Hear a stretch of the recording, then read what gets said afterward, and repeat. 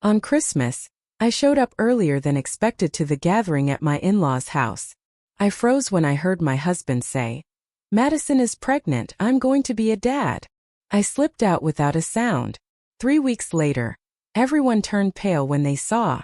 Have you ever had a moment where your entire world shatters? I did.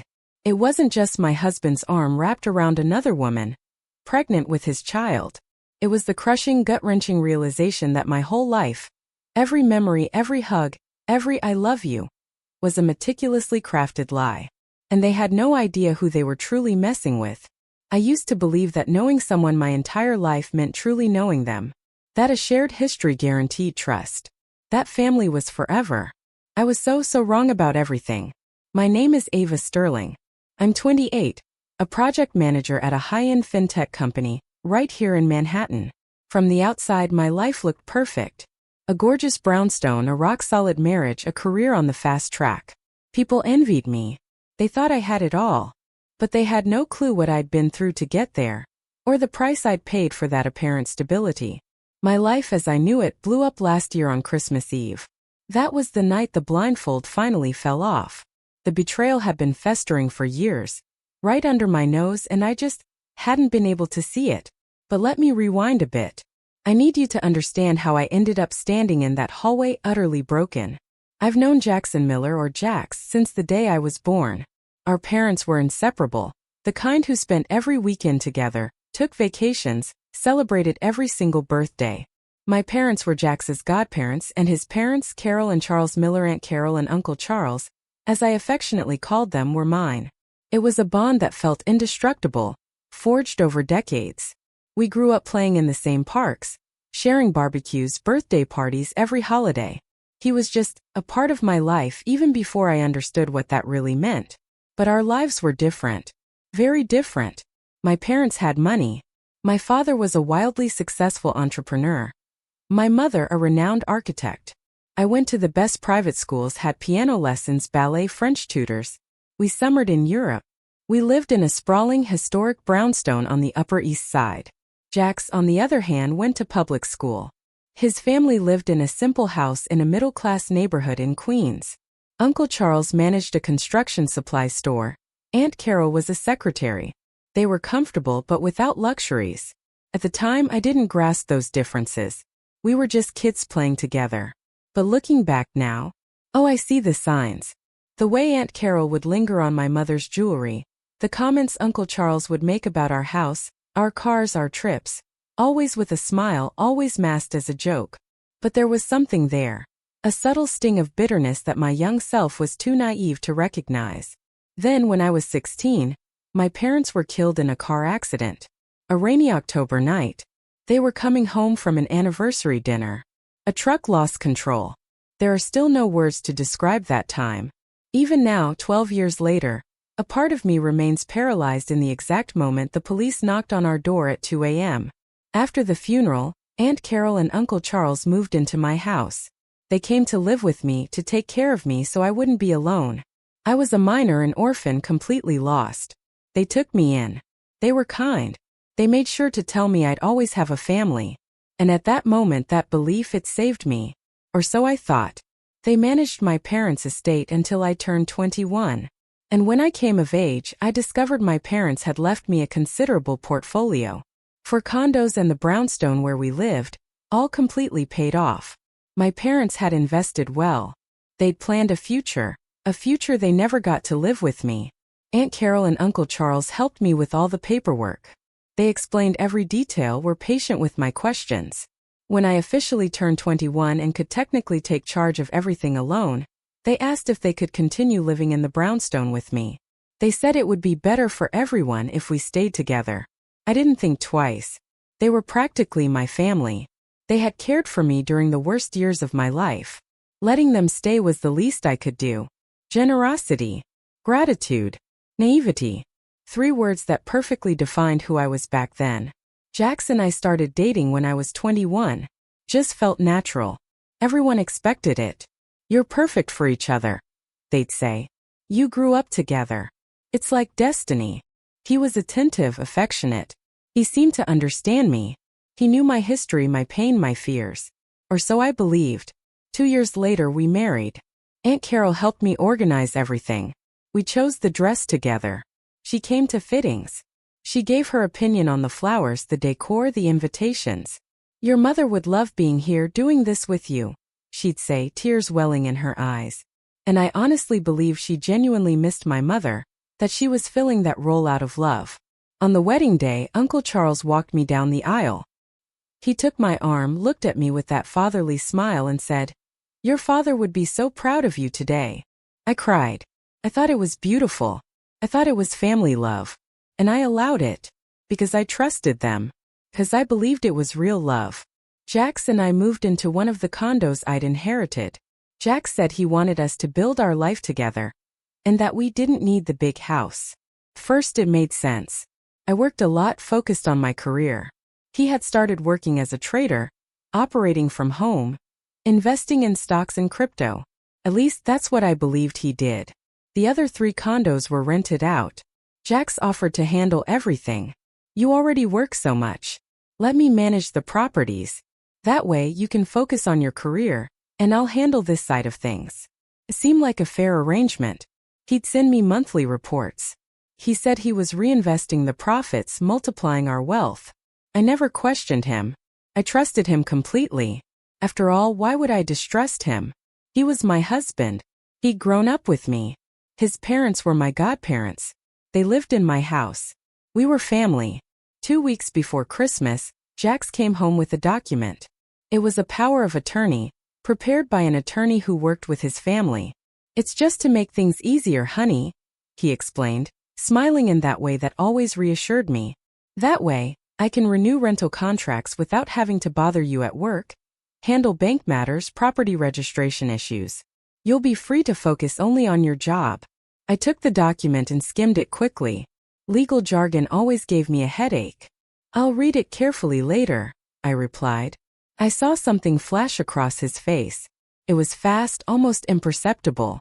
A clench of his jaw, a different glint in his eyes. But he quickly smiled again. "Sure, no problem. Whenever you have time." I put the POA in a desk drawer and honestly forgot about it. Work was chaos. My company had a major project to close before the end of the year, and I was coordinating the entire team. The company Christmas party was scheduled for the afternoon of December 24th. It started at 6 p.m. And I had agreed with Jax that I would leave around 10 p.m. to head to his parents' place for the traditional family Christmas Eve dinner. It was always like that. Every Christmas Eve, the brownstone that had belonged to my parents was filled with Jax's relatives, his parents' friends, people I barely knew. I always went. I always smiled. I always appreciated being included because I still believed I was lucky to have this family. That night, the company party was a little dull. Repetitive conversations, music too loud, drunk people discussing New Year's resolutions. Around 8 p.m., I decided to leave early. Surprise Jax. Arrive before planned, help with the final preparations. I drove toward the brownstone, listening to Christmas carols on the radio. It was cold with a light drizzle falling. The streets were decorated with lights blinking in every window. That atmosphere of forced happiness that Christmas always brings. When I parked in front of the house, I realized it was packed. Cars everywhere. Lights on in every room. Music and laughter spilling onto the street. The party was already in full swing. I walked in the front door without knocking. I hung my coat in the foyer and headed toward the living room. The voices grew louder as I approached. I guess there were about 20 people laughing, celebrating. And then I heard Jax's voice from the living room, clear and radiant. "Madison is pregnant. We're going to have a son." The world stopped. I stood there in the hallway, partially hidden by the wall. No one had seen me arrive. From my angle, I could see the entire room. Jax was in the center, his arm around Madison. Madison was a friend of his from high school, his teenage ex-girlfriend. They had dated for years before Jax and I started. And there she was, smiling with a hand on her stomach, receiving hugs and kisses from everyone. Aunt Carol was crying with joy. Uncle Charles was applauding, shouting. Toasts were raised. Family friends congratulated them, saying things about how handsome the baby would be. I felt my legs give way. I leaned against the wall to keep from falling. Someone in the crowd shouted, "But what about Ava? Does she know yet?" The silence that followed lasted barely 3 seconds, but it felt like an eternity. Jax gave a somewhat forced smile. Not yet. I need to sort out a few things first. Some paperwork. But I'll tell her at the right moment. So no one here says a word when she arrives. Everyone laughed. My heart pounded. Paperwork. He meant the power of attorney. There was a murmur of understanding in the room. Some people exchanged knowing glances. Aunt Carol nodded as if approving the strategy. Uncle Charles raised his glass to the future, and everyone toasted. In that moment, everything began to make sense. The way they reacted, those looks that charged silence. Everyone there knew something I didn't. There was a secret, a conspiracy, and that power of attorney was the final piece of the plan. My stomach churned. It wasn't possible. I had to be hearing things. But Aunt Carol, my godmother, said loud and clear. Finally, my son, after so many years, we are going to reclaim what is rightfully ours. And then I understood everything. Every smile. Every gesture of affection. Every word of comfort. It had all been a lie. A vast, elaborate lie spanning years. It wasn't love. It never was. It was a scam. I turned around, grabbed my coat, and slipped out of the house in silence. As quietly as I had entered. No one saw me. No one noticed. I got into the car, closed the door, and only then did the full reality hit me. I started to cry. Not a melodramatic movie cry, but a silent, painful sob that burned my chest and throat. Tears streamed down my face as I tried to process what I had just witnessed. My marriage was a farce. My husband had a pregnant mistress. Aunt Carol and Uncle Charles, my godparents, were involved in a plot to steal my inheritance. And everyone, absolutely everyone in that room knew and was complicit. I drove back to the condo on autopilot. I don't remember the road. I don't remember stopping at traffic lights. I only remember crying and driving. When I got home, I wiped my tears, washed my face, and looked in the mirror. I barely recognized the person staring back. I looked smaller, more fragile. My phone vibrated. It was a message from Jax asking where I was. I took a deep breath and replied, I decided to stay at the company party. It's more lively than I thought. He responded, okay, have fun. See you in 2 weeks. We're heading to Maui early tomorrow. Of course, the annual trip. Since we married, his family went to visit relatives in Hawaii for Christmas and stayed until the first week of January. They knew New Year's was always chaos at my firm. Closing projects, reports. Every year I stayed behind while they went on vacation. I never questioned it. After all, it was their time. I just replied, okay, have a good trip. He sent a Merry Christmas. Love you. With a heart emoji. I didn't respond.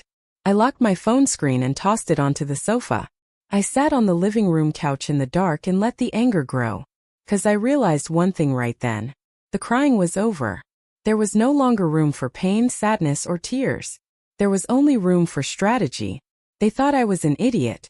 That I would always be that orphaned, lost girl. Grateful for a family, trusting eternally, signing any paper, never questioning anything. They were wrong. I had grown up. I became a project manager because I was good at planning, organizing, anticipating problems, and creating solutions. I coordinated teams, managed crises, and made tough decisions every day. And at that moment, sitting in the darkness of my living room, I made the most important decision of my life. They wanted to play? We would play. But this time by my rules. I stayed up all night. I didn't sleep. I just sat there planning.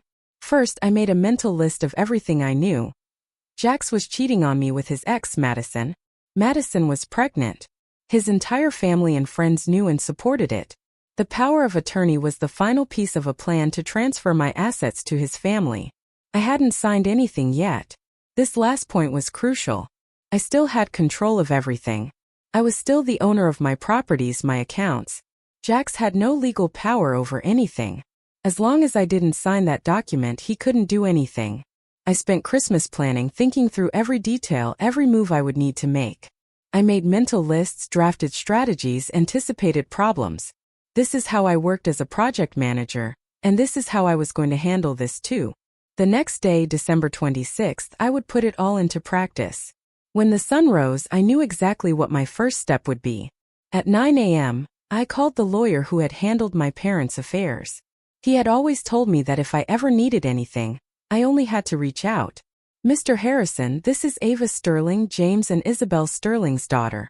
I urgently need to speak with you. He must have detected something in my voice because he didn't ask questions. He just said, "Come to my office." I showered, dressed, gathered all the property documents I had, the power of attorney Jax had given me, and drove downtown. Mr. Harrison's office was in an old brick building in the financial district. I had walked those stairs since I was a child, always accompanied by my father. It was a place that smelled of old paper and strong coffee. He greeted me with a hug. He was a man in his 70s, with completely white hair and reading glasses hanging around his neck. He had been my father's attorney for over 20 years. "Sit down, Ava. Tell me what happened." I told him everything. The announcement at the party, the POA, the suspicion about the asset transfer. I spoke nonstop for almost 40 minutes. He listened in silence, taking notes, frowning at certain points. When I finished, he took off his glasses and rubbed his eyes. "Ava, I need to tell you something." My heart pounded. "What is it?" "Your father and Charles were partners in a business many years ago, an import company. It did very well at first, but then it hit a rough patch.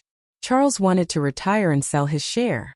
Your father bought him out for a fair price. He assumed all the risk." He paused, taking a sip of coffee. 2 years later, your father managed to turn the situation around. The company grew exponentially. That's how your family became wealthy. But I don't think Charles ever got over it. Your father told me this story years ago. By his account, Charles had accepted it well at the time. The families remained friends. The children grew up together. But now, seeing what's happening, I believe there was always resentment. Charles and Carol probably always looked at your family's life with bitterness. The class difference became very evident over the years, didn't it? You had everything and they struggled financially. And when your parents died, you were a vulnerable teenager with a considerable inheritance. To resentful people, it must have looked like an opportunity. He looked at me seriously. "Looking back now with everything you've told me, it's clear that friendship always had a fragile foundation. The resentment over the business sale was likely never truly overcome, and you, Ava, became the perfect target." I felt as if a bucket of cold water had been thrown over me.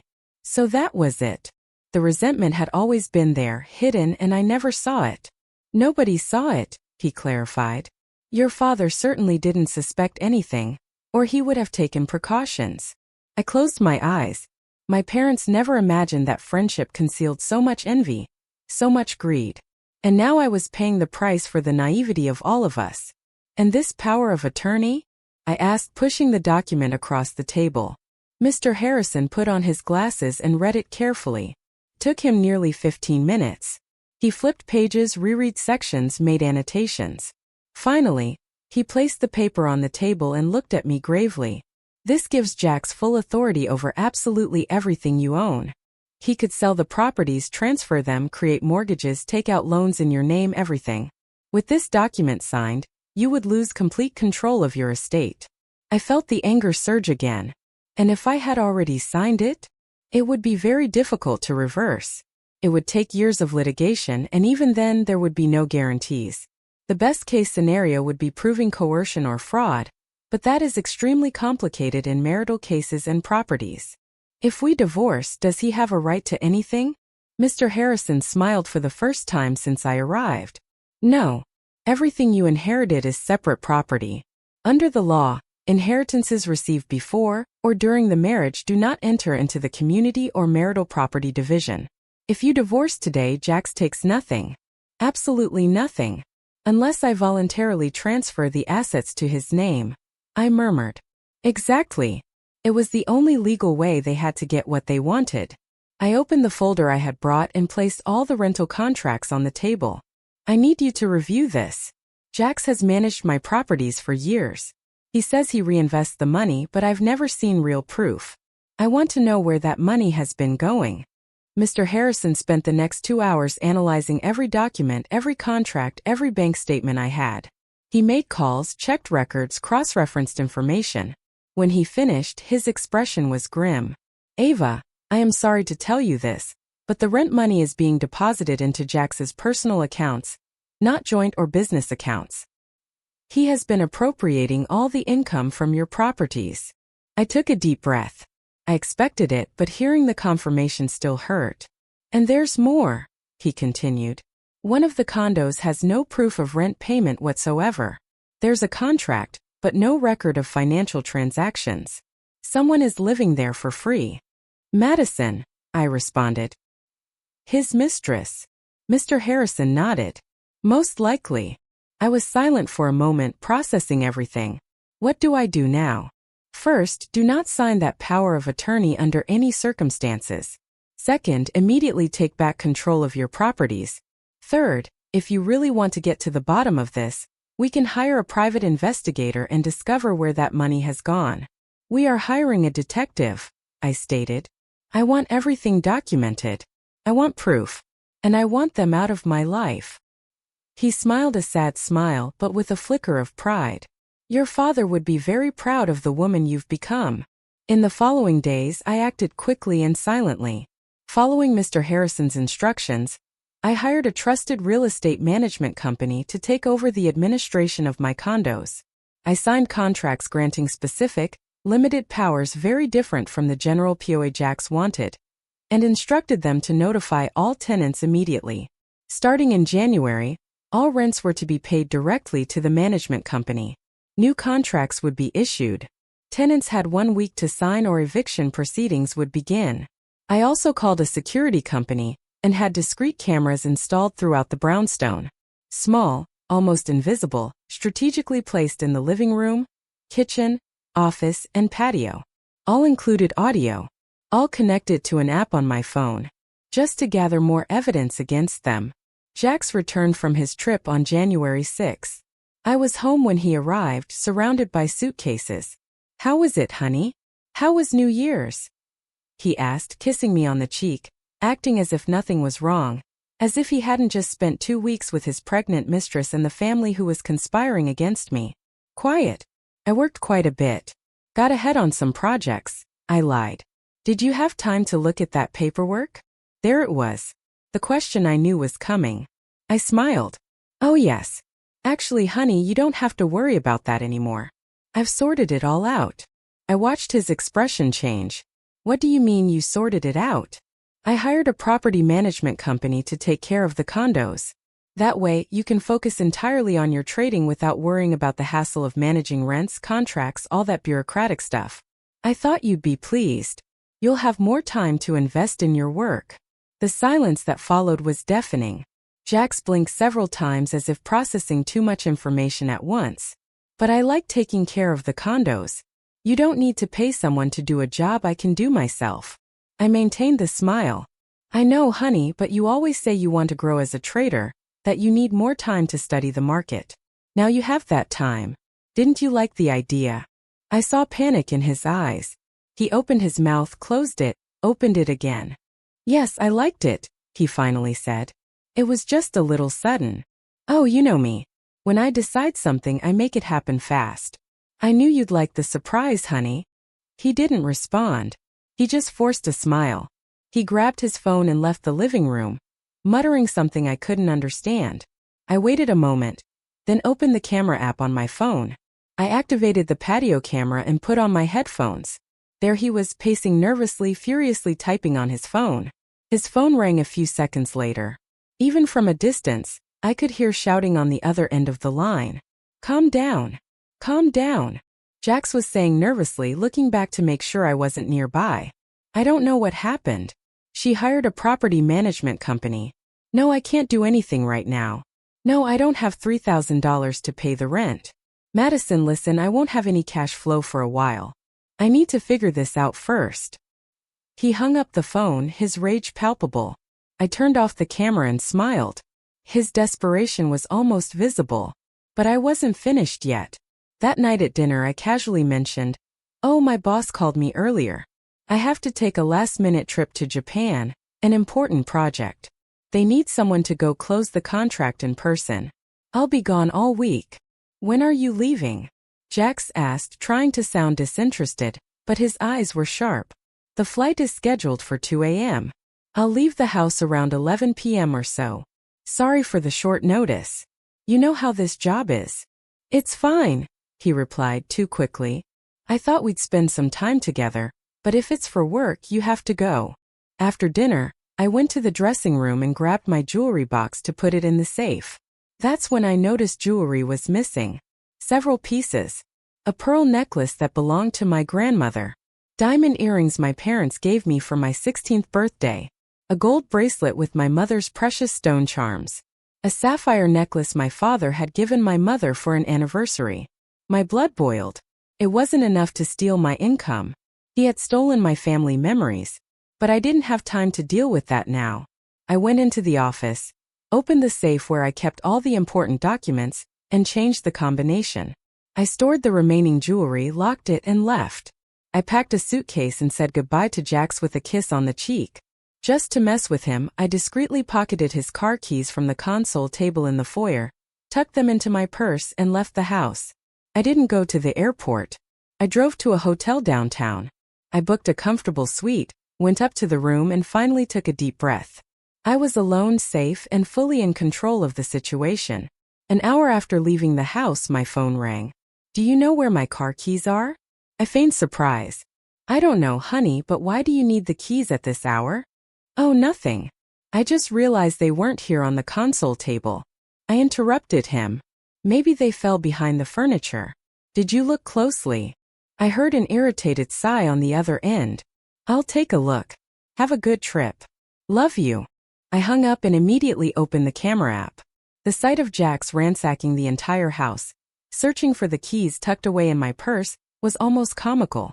He looked under the sofa, rummaged through drawers, even crouched to look beneath the furniture. After 15 minutes of frustrating searching, he grabbed his phone, typed something quickly, and collapsed onto the living room sofa with the expression of someone who just realized he has completely lost control. I smiled alone in the hotel room. But the night wasn't over yet. Half an hour later, my phone notified me that someone was at the front door. I activated the camera and saw 3 people entering the brownstone. Uncle Charles, Aunt Carol, and Madison. They sat down at the kitchen table. Jax looked destroyed, his shoulders slumped, his face pale.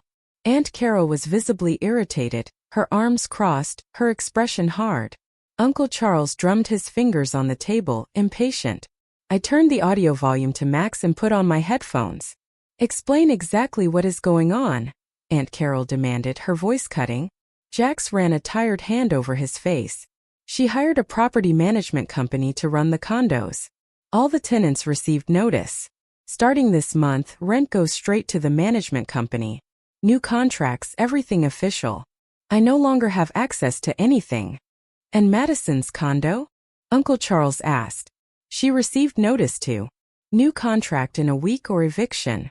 Madison placed a protective hand over her belly. Jax, I don't have money to pay the rent. You know that. I know, Jax replied in a defeated voice. You'll have to stay with my parents for now until I sort this situation out. Sort it out? How? Uncle Charles practically spat. You've lost control of everything. Years of planning, years taking care of that girl. And you let it slip away at the last minute. I didn't let it slip away. Jax countered, raising his voice. She suddenly got smart. She never questioned anything in 5 years of marriage.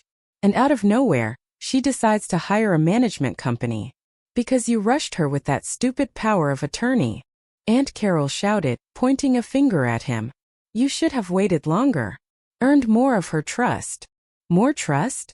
I've known her since birth. If that's not enough trust, I don't know what is. Clearly it wasn't, Uncle Charles muttered. There was a tense silence. Madison nervously fiddled with the necklace she was wearing. My sapphire necklace, rubbing the pendant between her fingers. So now what? She asked in a weak voice. What do we do, Jax? He sighed. I'm going to try to convince her to sign the POA. It's the only way to reverse this. With the power, I can undo the contract with the management company, regain control. But what are you going to say to make her sign? Uncle Charles asked. I don't know. I need to talk to her when she gets back from Japan. Aunt Carol leaned forward, her hands on the table. Jax, listen to me closely. We did not take care of that child all these years just to end up with nothing. Do you? I didn't endure that brat crying about her dead parents for free. Your father and I didn't make such a sacrifice just for it to go wrong now. My stomach turned. The way she spoke about me as if I were a burden, an investment that had to yield profit. I know, Mom, Jack said tiredly. You know, do you really know? Uncle Charles joined his wife. That company should have been ours too. Half of that money, half of those condos, it should all be ours. But her father got greedy and bought my share when the company was doing badly. He kept all the profits when it improved and then died, leaving everything to that spoiled kid. Aunt Carol shifted in her chair and continued. She grew up in the best schools. She had everything she wanted. She never worked a hard day in her life. Meanwhile, we were busting our backsides. Your father at that miserable store. Me at that clinic. Watching them from afar with that luxury life that should have been ours too. Uncle Charles nodded. Exactly. That's why when they died it was our opportunity, our chance to correct that injustice. Care for the girl, earn her trust, and when she turned 21, be so close that she saw us as her family. And it worked. She let us live in her house. She trusted you to manage the condos. She married you. Everything was perfect. Until you messed it all up. Aunt Carol finished, looking at Jax with contempt. I didn't mess anything up.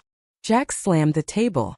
The plan was to wait for her to sign the POA, transfer everything to my name, and then file for divorce. Done. Over. Everyone goes their separate way. But she didn't sign it.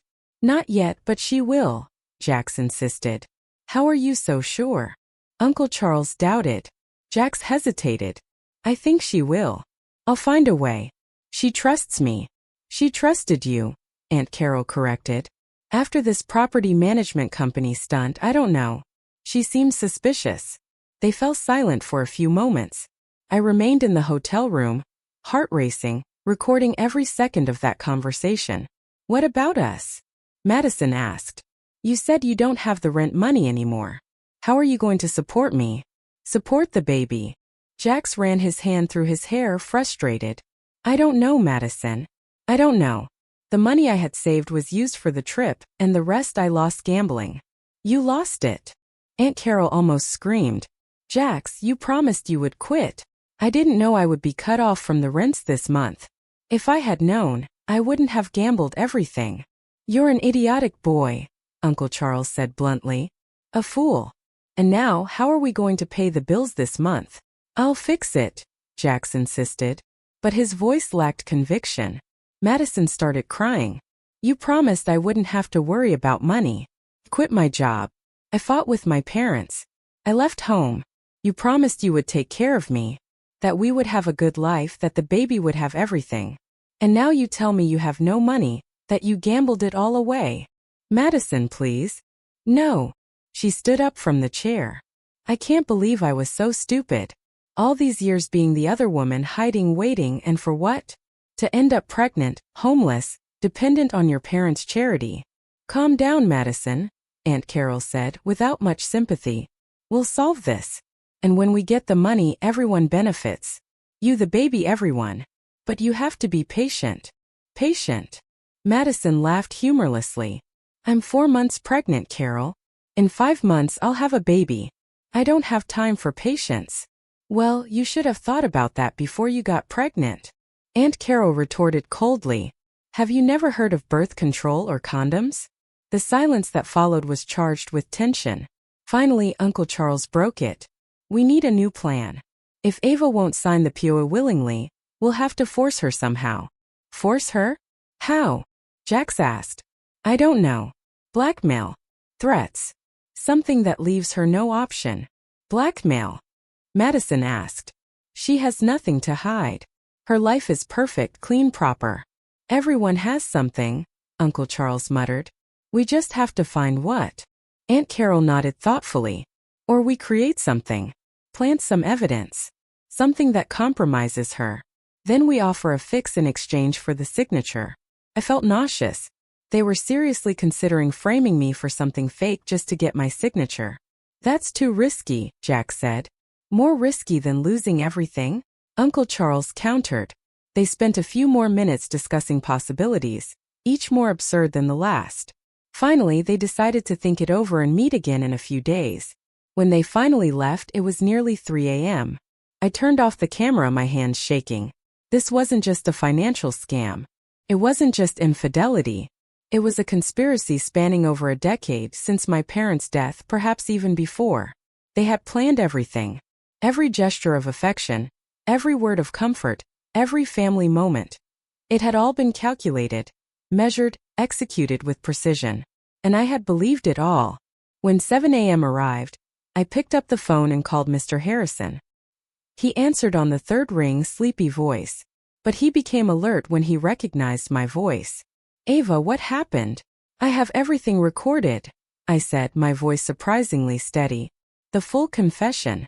They admitted the marriage was a scam from the beginning, that they cared for me only to access the inheritance, and that now they are planning to blackmail or frame me to force me to sign the power of attorney." There was a silence on the other end. "Are you safe?" "Yes. I'm in a hotel. They don't know where I am. Send me the recordings right now and come to my office this afternoon. We are going to end this once and for all." At 2 p.m., I was in Mr. Harrison's office. He had already viewed the main recordings. His face was serious, his jaw tight. "Ava, this is much worse than we imagined," he began, opening a thick folder on the table. "But it's also much better for your case." "How so?" "The detective I hired finished his investigation. We have concrete proof of everything." He turned his laptop toward me. "Rents diverted to Jax's personal account for 5 years. Bank statements showing excessive spending on online betting, casinos, gambling websites. Jax is a severe gambling addict." My stomach churned, but it wasn't a surprise. I had discovered that last night. "There's more," he continued, opening another tab. "The trips to Maui were all a lie. The detective obtained flight and hotel booking records in their names. Every year, the 4 of them went to a luxury resort. Jax, Madison, Uncle Charles, and Aunt Carol. Airline tickets, 5-star hotels, all paid with credit cards linked to the account where your rental income was deposited." He showed me the documents, reservation confirmations, credit card statements, plane tickets, all in their names, all paid with my money. The dates matched perfectly. Between December 25th and January 6th for the last 5 years. While I stayed in Manhattan working, believing they were visiting relatives in Hawaii, they were partying with my money. "What do we do now?" He leaned back in his chair with a smile that didn't quite reach his eyes. "Now we legally destroy them. Immediate divorce on grounds of adultery and fraud. With this evidence, Jax gets not a penny. We evict Charles and Carol from your brownstone. We file a civil suit for misappropriation for all the diverted money, a theft charge for the jewelry, and we can even consider the criminal avenue." "Let's do it," I replied without hesitation. "Excellent.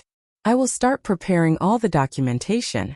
Everything will be ready to file with the court tomorrow morning." I spent 3 days in the hotel, monitoring every movement through the cameras. Jax and Madison were growing increasingly comfortable in my condo. She had practically moved in. Her things scattered around the house. They behaved like a couple in every corner. The living room, the kitchen, my bedroom. Every space profaned by their betrayal. On the 3rd day's afternoon, watching another deplorable scene through the living room camera, I had an idea. I already had all the evidence I needed, but there was one thing I wanted to see in person. Something that had to happen to make my plan even better.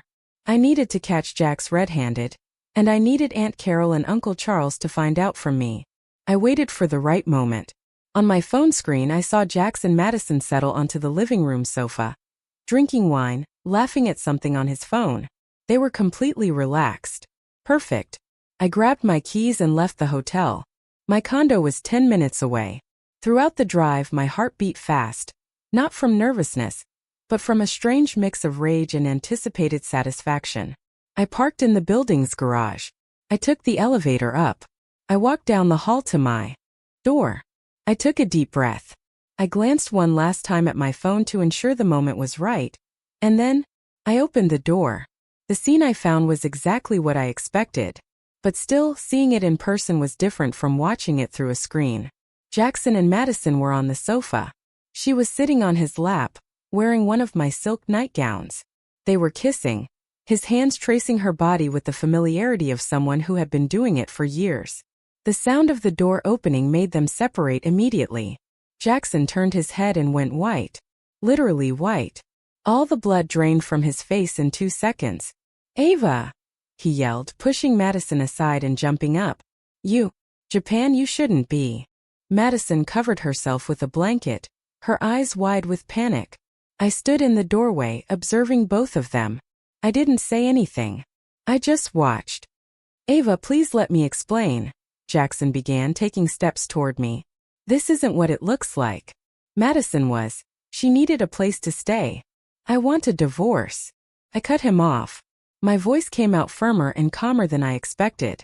He stopped, blinking several times. "What divorce? You cheated on me in my condo with your ex-girlfriend. Of course I want a divorce. Now get out. Both of you." I watched the panic in his eyes be replaced by something more calculated. He was thinking, processing, trying to find an angle. "Ava, let's talk calmly," he began, switching his strategy to a softer voice. "You're angry. I get it, but there is nothing to talk about. I want you both out of my condo now." Madison stood up, still clutching the blanket. "I'm so sorry, Ava." "Shut up," I said without looking at her. "You owe me no apology. You owe me nothing. Just get out of my house." Jax took a step forward, and for the first time, I saw something dangerous in his eyes, an arrogance he had always hidden well. "You won't be able to prove infidelity," he said in a low but firm voice. "And even if you do, you'll have to pay me alimony and give me half your assets, including this condo. Good luck with the divorce, Ava." I smiled. I couldn't help it. A small, genuine smile. "We'll see," I simply replied, and I left. I heard Jax calling after me in the hall, but I didn't look back. I got into the elevator, the doors closed, and finally I let the smile widen. He really thought I had no proof. That I had stumbled upon it by chance just now. That I was stupid enough not to know that inheritance is separate property. Back in the car, I grabbed my phone and dialed Aunt Carol's number. She answered on the second ring, her voice cheerful. "Ava dear, how was Japan?" I let my voice tremble as if I were crying. "Aunt Carol, I came back early and I caught Jax with another woman." Silence on the other end. "What?" she finally said. And by the tone, I knew the surprise was genuine. "How? With another woman? Where?" "In our condo," I replied, putting all the pain I could muster into my voice. "She was there. They were together and she's pregnant, Aunt Carol." "Oh my God," she murmured. I heard her take a deep breath. "I don't know what to do," I continued, letting my voice crack. "How could he do this to me?" "Ava, honey, where are you?" Aunt Carol asked, and there was something in her voice. Concern? Or calculation? "I'm in the car in the building garage. I can't go back into that condo. Not now. Come here. Come home. We'll talk. We'll fix this." I didn't answer immediately. "I have to call a lawyer. I'm filing for divorce." "Ava, you don't have to be so drastic. Let's talk." "Maybe." "He cheated on me, Aunt Carol." I cut her off, putting firmness in my voice. "In our condo. There is no conversation that fixes this." "You're right," she said after a moment. "You're absolutely right. Leave it to me. I'm going to talk to him. That boy is going to hear it." I hung up and allowed myself to smile again. Now, all that was left was to wait for the show to begin. It didn't take a minute. Through the camera app, I saw Jackson's phone ring. He looked at the screen and his face became even paler. "It's my mom," he told Madison, who was gathering her things scattered around the condo. He answered and immediately pulled the phone away from his ear. Even through the camera, I could hear Aunt Carol screaming. "Are you stupid or just acting like it? How could you let her catch you in the condo with Madison? Can't you think with your upper head for 5 seconds? Mom, calm down. Can I explain?" Jackson tried to respond, but she wouldn't let him. "Explain what?" "Years, Jackson. Years of planning, years taking care of that girl, earning her trust, building everything brick by brick. And you mess it all up because you can't keep your pants on." I had never heard Aunt Carol scream like that. The mask of the polite, kind woman had completely dropped. "I'll fix it," Jax tried to say, but his voice was weak. Fix it? How are you going to fix it? She's filing for divorce. She already said she's filing for divorce. She has no proof. She can't prove adultery. She caught you in the condo with your pregnant mistress, you idiot. What clearer proof do you want? I heard Uncle Charles's voice. Aunt Carol must have put him on speakerphone because his voice came through clearly.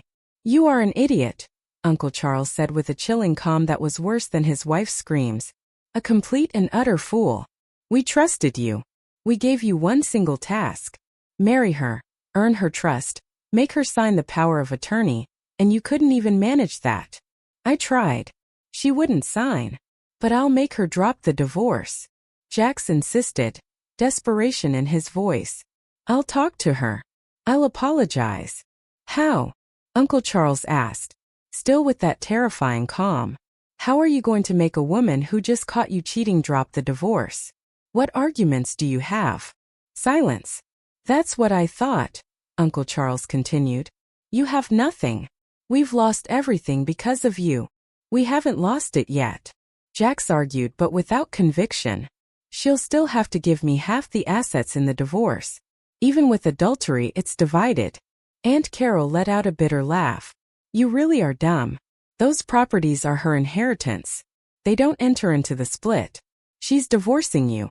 You'll be left with nothing and a pregnant mistress to support on top of it. Congratulations, Jax. You managed to ruin everything. I saw Jax slump heavily onto the sofa, phone still to his ear, his face in his hands. Can you come here? He asked in a weak voice. We need to do something. We need a plan. No, Aunt Carol said flatly. You got yourself into this mess alone. Now get yourself out of it alone. I'm fed up, Jax. Fed up with you. And she hung up.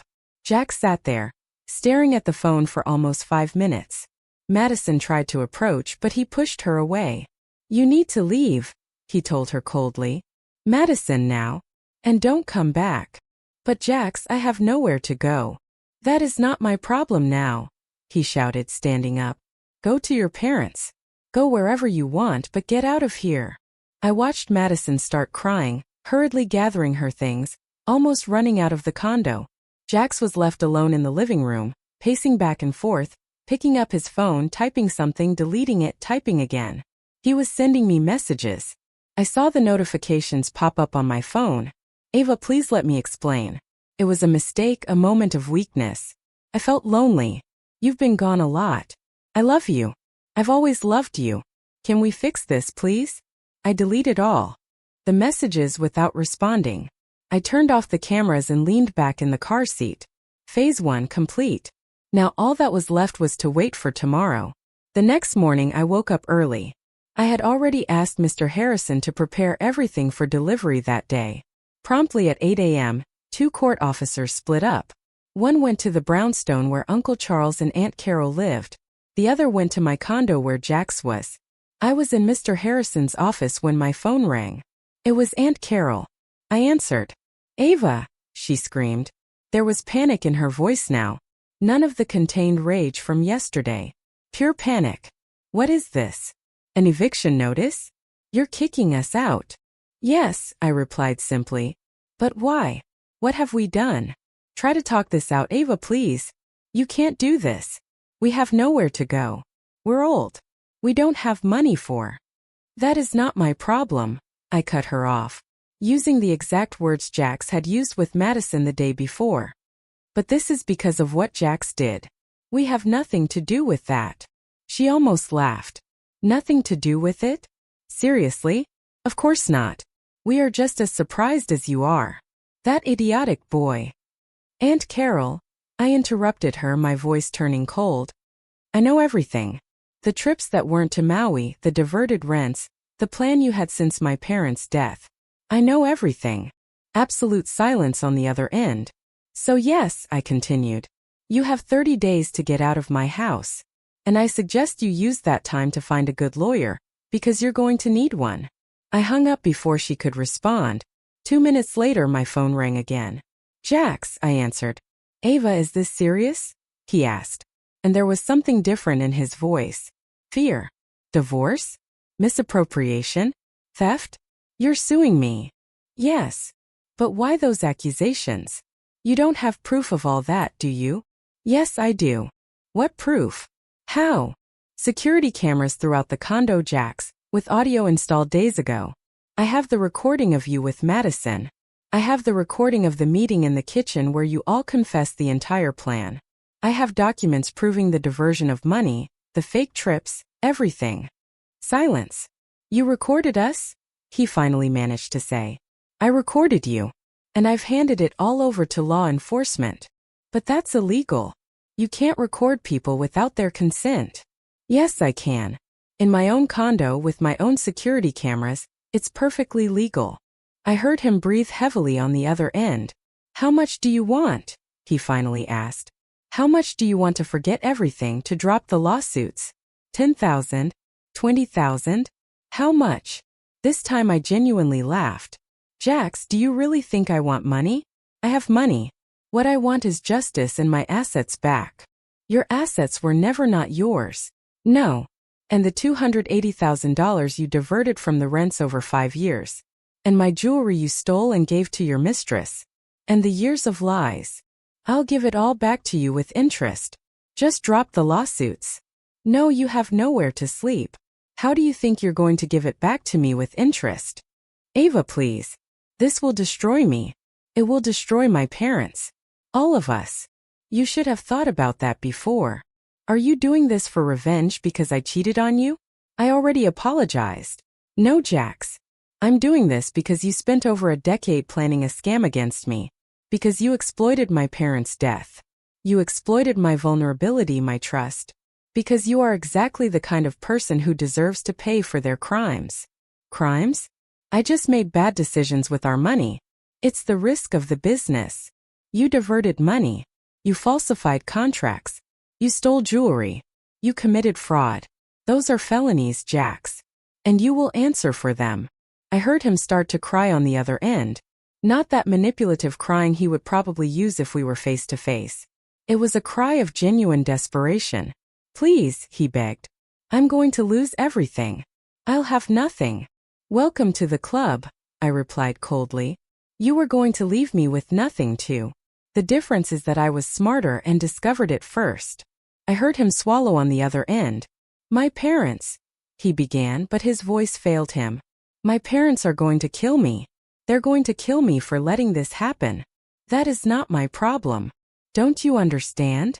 His voice became desperate. They're going to blame me for everything. They'll say I messed up their plan, that I was stupid, careless. And weren't you? I cut him off. You were stupid and careless.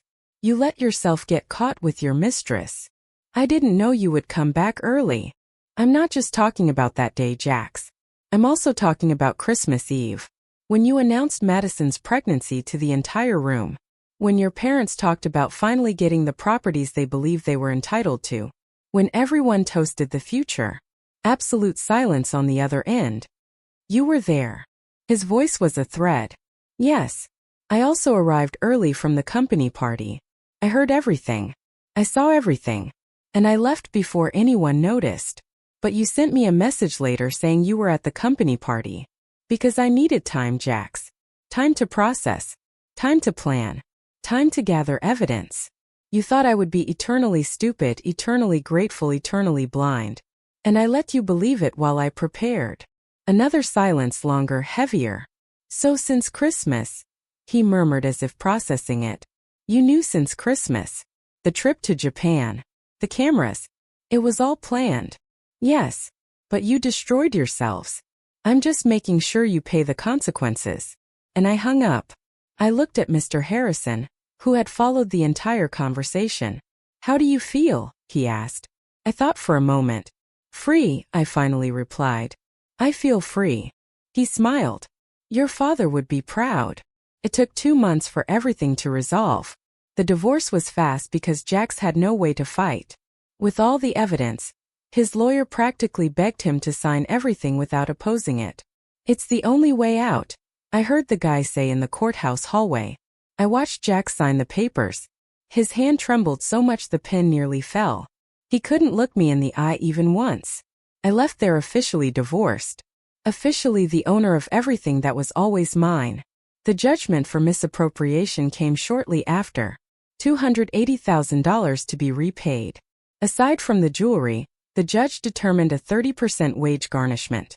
Only Jax had never had a real salary. He had never truly worked in his life. I suggest the defendant get a real job. The prosecutor almost laughed. And that's what happened. A few weeks later, Mr. Harrison told me that Jax had finally found a job. A server at a coffee shop in Queens. For the first time in his adult life, he was genuinely working, waking up early, wearing a uniform, serving customers, cleaning tables. The same guy who spent his days pretending to study charts in front of the computer, who lectured me about strategic investments, was now finally doing something productive. Uncle Charles and Aunt Carol had 30 days to leave the brownstone. On the last day, I went to conduct the inspection with the court officer. I expected it to be messy. I did not expect complete vandalism. Broken furniture, holes in the walls, spray-painted insults, shattered mirrors on the floor. They had destroyed everything they could before leaving. Uncle Charles was waiting for me at the door, glaring, satisfied. Of course not. And this damage. We have nowhere to go. Aunt Carol appeared behind him, crying. We're old. We have no money. You took everything from us. I took back what was always mine. You are the ones who spent years pretending it was yours. Your father robbed us. Uncle Charles took a step toward me, but the officer stepped in between us. My father bought your share. You chose to cash out. It wasn't his fault you gave up too soon, and it's certainly not mine. You'll regret this, Aunt Carol hissed. I won't, I said. But you will. Every single day. I turned around and walked away. I had the entire brownstone renovated. It took over a month, but it looked beautiful. I sold it in 2 weeks to a couple with 2 young children. They were radiant, making plans about how they would decorate each room, about the birthday party they would hold in the garden. I hope they are happy there. That house deserved good stories. I also sold the condo where I lived with Jax. I didn't even go back inside. I couldn't have. I hired people to empty everything, remodeled it, and sold it furnished to an investor who didn't even want to see it in person. Of the 5 properties I inherited, I kept only the 3 condos that had always been rented. I left everything in the hands of the management company. The monthly rent was more than enough for me to live well, and I had the sale money invested. Through mutual friends, I kept getting updates. Jackson and Madison broke up. She never forgave him for kicking her out that night, pregnant and with nowhere to go. The humiliation, the desperation, the coldness with which he threw her out. All of that killed whatever existed between them. Madison made peace with her parents and moved back home. They welcomed her with open arms, happy to have their daughter and the grandchild on the way, even under the difficult circumstances. Jackson, on the other hand, was completely alone. He had cut ties with his parents after everything that happened. The accusations, the screaming, the insults they exchanged when they realized they had lost everything were irreversible. Charles and Carol never even got to meet their grandson. Jackson rented a room in a shared apartment in a bad neighborhood. He worked at the coffee shop. He returned every day to an empty room. He slept alone, without Madison, without his son, without his parents, without anything. Charles and Carol were in a tiny, cramped apartment across town. Charles returned to doing construction side jobs despite his age and battered body. Carol found work as a secretary at a pet supply store, earning minimum wage.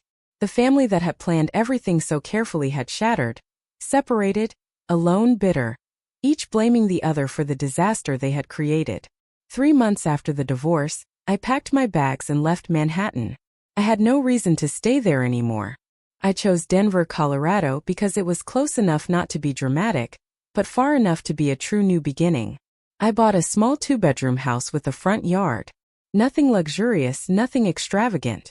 I painted the walls the colors I liked. I hung photos of my parents. I planted roses in the garden because my mother loved roses, and hydrangeas because my father said they were the most beautiful. Waking up early and tending to the garden became my favorite routine. Watering, pruning, watching things grow. A slightly obvious metaphor, I know, but it calmed me. Little by little, I started meeting people. The neighbor who makes incredible cookies and always shows up with a fresh batch when she realizes I'm home. The owner of the corner coffee shop who already knows my order by heart. A group that meets to walk in the park every morning. People who knew me as Ava, the one who moved from New York and likes gardening, not as Ava, the one who was nearly destroyed by those who claimed to be her family. It was good to be just myself, without baggage, without explanations. I quit my job in Manhattan. The firm was disappointed. They offered me a raise, a promotion, anything to make me stay. But I needed distance from everything. I continued working as a consultant for them, but remotely now, on specific projects when and how I wanted. Nothing that consumed me. I traveled quite a bit. France, Italy, Japan, this time for real. Experiencing the places, trying the food of each country, taking pictures. Mr. Harrison calls me every month, always the same day, the same time. He tells me silly things about his office, asks how I am. Sometimes he updates me on some legal matter. Jax tried to appeal the wage garnishment again. He told me the other day. The judge denied it. That's the 5th time now. We laugh. He is the closest person I have to family today. And yet there is a part of me that doesn't open up completely to him, that maintains that safe distance. It's been 3 years since that Christmas Eve. I wake up every day in my Denver home. I make coffee. I sit on the porch looking at the garden. The roses are beautiful, the hydrangeas too. I haven't seriously dated anyone in these 3 years. I've gone out with a few people, had pleasant dinners, good conversations, but nothing went past 3 or 4 dates. Last month, a very nice guy, a friend's brother from the walking group, tried to hold my hand. We had been out 3 times. It was going well. I pulled away without thinking. Pure instinct. I'm sorry, I told him. I'm not ready yet. He was super understanding. No pressure. We'll go at your pace. 2 weeks later he stopped calling. I don't blame him. Nobody wants to wait for someone who might never be ready. And maybe I never will be. Because when you spend years believing you have a family, trusting with your eyes closed, and you discover that everything was a giant lie from day one, something breaks inside you. Now I look at everyone slightly sideways, looking for the trick, the lie, the ulterior motive. It's exhausting. It's lonely. But it keeps me safe. Sometimes I wonder if it's fair to myself, to the people who cross my path, to wear this trauma-like armor against everyone. But then I remember trusting blindly, never doubting, and the price I almost paid. And then I think, okay, maybe it's lonely, but it's safe. And after everything, safety is worth more. What I've learned is that being alone doesn't mean being empty. I fill myself with other things. The books I read on the porch, the trips I take, the garden I plant, the house I decorate to my taste, the friends I have chosen to keep close, even if always at that prudent distance. This morning, having coffee on the porch with a bird singing in the garden tree, I realized something. I am happy. Not in the way I imagined when I was younger, without a husband, without children, without that magazine cover life. But I am happy in my own way, in my own time, on my own terms. Perhaps someday I will trust someone again. Perhaps not. And it's okay if that day never comes, because the true inheritance my parents, James and Isabel, left me was not the money or the properties. It was the ability to always get back up, no matter how many times I am knocked down. And no one can take that from me. I finish my coffee, look at the flowers, feel the breeze, and smile. Because today I choose to keep moving forward. And that is enough. So that's my story. It's been a wild ride. If you've ever felt this kind of betrayal, or found strength you didn't know you had, I'd really love to hear about it in the comments below. What would you have done in my shoes?